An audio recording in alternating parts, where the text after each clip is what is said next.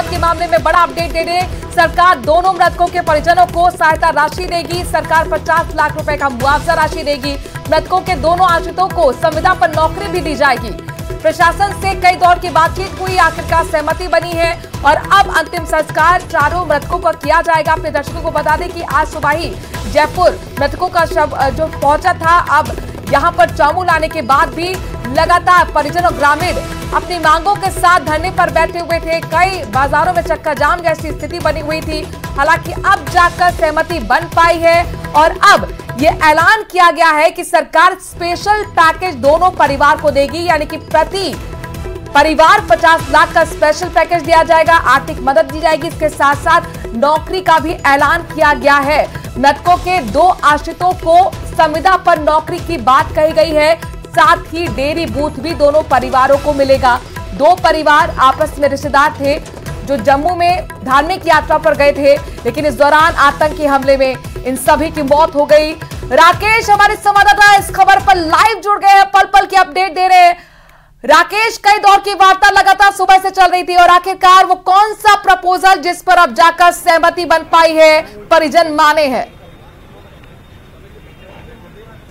और बिल्कुल देखिए, जिस तरीके से जम्मू कश्मीर में आतंकवादियों द्वारा जो ये एक वारदात को अंजाम दिया गया, इसमें 4 लोग जो है वो उनकी मौत हुई थी। चौमू से ये जुड़े थे, 2 जयपुर के थे, 2 चौमू की पाचावाली ढाणी के राजेंद्र सैनी और उनकी पत्नी ममता सैनी की इस आतंकवादी हमले में मौत हुई थी। इसके साथ साथ जो जयपुर के मुरलीपुरा थाना इलाके के जो पूजा सैनी और उनके बेटे किट्टू की इसमें मौत हुई थी। चूंकि लगातार डेड बॉडी आने के बाद में परिजन ये मांग कर रहे थे कि उनको जो सरकारी मुआवजा है वो दिया जाए, और जो मुआवजे की खासतौर पर मांग थी वो ये थी, परिजन 50 लाख रुपए प्रति डेड बॉडी के हिसाब से और सरकारी नौकरी की मांग कर रहे थे। लेकिन जो समझौता अभी हुआ है उसमें 25 लाख रुपए जो राज्य सरकार की तरफ से प्रति मृतक दिए जाएंगे। यानी राजेंद्र सैनी और जो ममता सैनी जो पति पत्नी इस पूरे आतंकवादी हादसे में मारे गए हैं, इसमें हमले में मारे गए हैं, उनको 50 लाख रुपए उनके आश्रितों को दिए जाएंगे।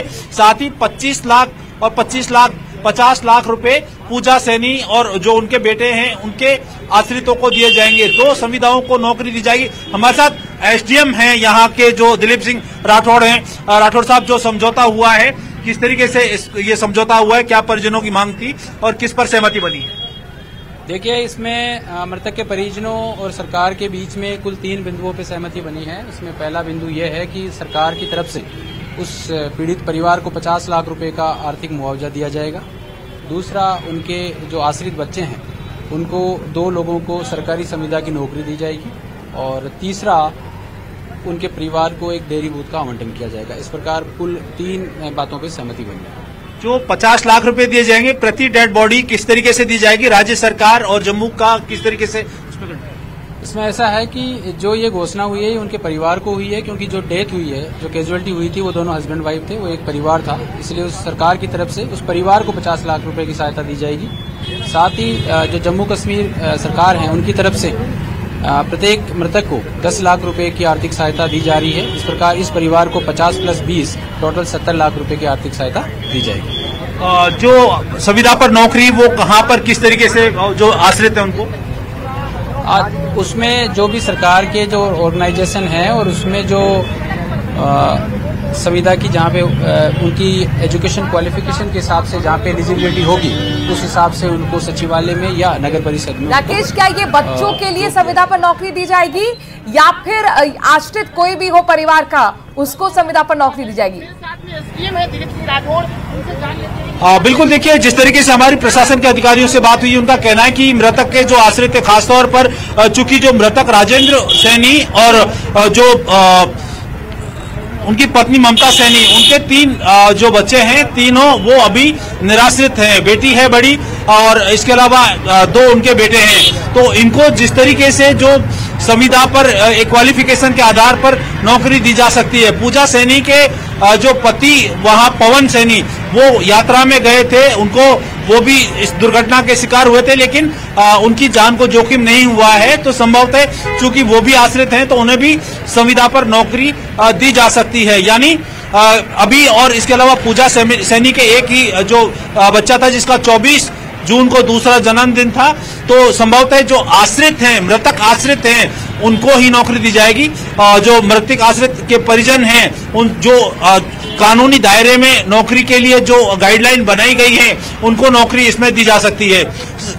राकेश, साथ ही मैं बताना चाहूंगा कि ये जो 25 लाख समाज के लोग हैं वो अब अंतिम संस्कार के लिए राजी हुए हैं, कितनी देर में अंतिम संस्कार किया जाएगा? बिल्कुल, देखिए यहाँ से पार्थिव देह निकल गई हैं अंतिम संस्कार के लिए, और जो तमाम सर्व समाज के लोग थे, व्यापार मंडल के लोग थे, वो अब जो अंतिम संस्कार के लिए मोक्ष धाम की तरफ रवाना हो गए। जो विधिवत प्रक्रिया एक हिंदू संस्कृति में अंतिम संस्कार को लेकर के बनाई गई है, उस विधिवत प्रक्रिया के तहत उनका अंतिम संस्कार किया जाएगा। चूंकि सूर्यास्त के बाद अंतिम संस्कार नहीं किया जाता है, इसलिए सूर्यास्त से पहले अंतिम संस्कार की प्रक्रिया को प्रारंभ किया जाएगा। इसके लिए यहां से बाकायदा प्रशासन के कुछ अधिकारी भी गए हैं, पुलिस के अधिकारी भी गए हैं, और कई जो जनप्रतिनिधि हैं जो यहाँ धरना स्थल पर बैठे थे, वो भी इस अंतिम संस्कार में शामिल होने के लिए पाचावाला की ढाणी यहां से रवाना हो गए। यानी अब से कुछ देर बाद जो अंतिम संस्कार है वो शुरू किया जा सकता है। कई जगह चक्का जाम की भी स्थिति थी, उसको लेकर क्या अपडेट है? क्या अब रास्ते खुल गए हैं? राकेश जी, राकेश, लगातार सुबह से धरने पर परिजन बैठे हुए थे, तमाम ग्रामीण सब समाज के लोग भी उनको समर्थन देने के लिए आ गए थे। एक तरह से चक्का जाम की स्थिति बन गई थी। अभी भी क्या ब्लॉकेज है सड़कों पर? ये रास्ता खुलवाने के लिए काम शुरू हो गया है? बिल्कुल, हम दिखाना चाहेंगे आपको सीधी तस्वीर चौमू शहर की। ये चौमू का वो चौराहा है जहां पर लगातार प्रदर्शनकारी अपनी मांगों को लेकर आंदोलन कर रहे थे। कई बार यहां पर जब मांगे उनके अनुसार पूरी नहीं हो रही थी, यहीं पर जाम लगाया गया था, कुछ वाहनों के शीशे भी तोड़े गए थे। हालांकि पुलिस ने बेहद शांतिपूर्ण तरीके से इस पूरे प्रकरण को संभाला और कानून व्यवस्था को बनाए रखा, और अब देख सकते हैं कि बाजार की तमाम दुकानें अब यहां पर खुल चुकी हैं। चूंकि व्यापारिक संगठनों ने सहमति दी थी, जो बंद को उन्होंने सहमति दी थी, लेकिन कुछ दुकानदारों ने उस बंद के बावजूद भी दुकानों को खोला था। तो जो प्रदर्शनकारी थे उन्होंने दुकानों को बंद करवाया था। हालांकि कई बार कानून व्यवस्था बिगड़ने की स्थिति पैदा हुई थी, लेकिन पुलिस ने बेहद शांतिपूर्ण तरीके से जो है प्रदर्शनकारियों को जो है वाहन जाम लगाने से या बाजार बंद करने से रोका। उनके साथ सुबह से आप रिपोर्टिंग कर रहे हैं, भीषण गर्मी, कई महिलाओं को हमने धरने प्रदर्शन के दौरान बेहोश होते हुए भी देखा है। एक दफा नहीं, 2-3 बार स्थिति बनी। आप कितने दौर की बातचीत हुई थी और आखिरकार पूरे दिन बातचीत के बाद किस तरीके से सहमति बनी, ये भी हमारे दर्शकों को बताइए। कितने प्रपोजल आए और कितने रिजेक्ट हुए? बिल्कुल, देखिए आज इस तपती धूप में लगभग 45 डिग्री का टेम्परेचर चौमू और इसके आसपास के इलाके में है, और यहाँ पर आज 4 दौर की वार्ता हुई। पहले 2 दौर की वार्ता में एसडीएम दिलीप सिंह ठाकुर वो आए थे, तब उन्होंने राज्य सरकार और जम्मू सरकार का मिलाकर प्रति व्यक्ति 25 लाख रुपए के पैकेज की बात की थी, जिसको प्रदर्शनकारियों ने और मृतक आश्रित हैं, उनके परिजन हैं, उन्होंने सिरे से खारिज कर दिया था। यानी 15 लाख रुपए राज्य सरकार की तरफ से, 10 लाख रुपए जम्मू कश्मीर सरकार के मिलाकर के पहले और दूसरे दौर की वार्ता में। लेकिन जब जैसे ही जो प्रशासन के अधिकारियों ने ये बात की, तो उसके बाद यहाँ पर लोगों में नाराजगी बढ़ी और कुछ लोग बाजार बंद करवाने और जाम लगाने के लिए पहुंचे। उसके बाद बहुत बहुत शुक्रिया तमाम जानकारी राकेश।